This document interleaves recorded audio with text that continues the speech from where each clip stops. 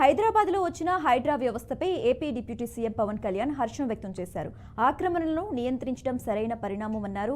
ఆక్రమణల వల్లే బుడమేరులో ఈ స్థాయిలో విపత్తు వచ్చిందన్నారు. బుడమేరు ఆక్రమణకు గురైందన్నారు. ఇది దశాబ్దాలుగా సాగిన ఆక్రమణల పాపమని అభివర్ణించారు. ప్రతి ఒక్కరూ సహాయక చర్యలో పాల్గొనాలని పిలుపునిచ్చారు. హైడ్రా లాంటి వ్యవస్థ ఇప్పుడు ఒకటి prevention is better then cure కదా.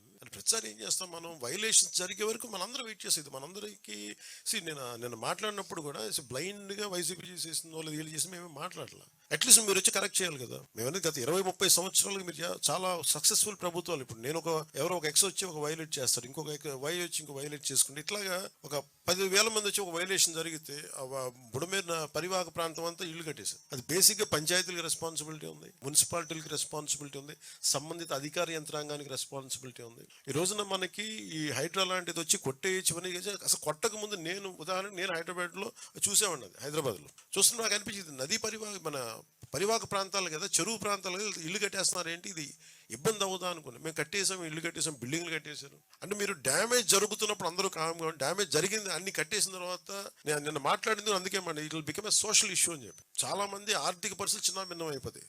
అలాంటి వాళ్ళకి ఏం చెప్పాలి, ముందే ఇది చాలా స్ట్రిక్ట్ గైడ్ లైన్స్. అందుకనే bureaucracy should be extremely alert and powerful.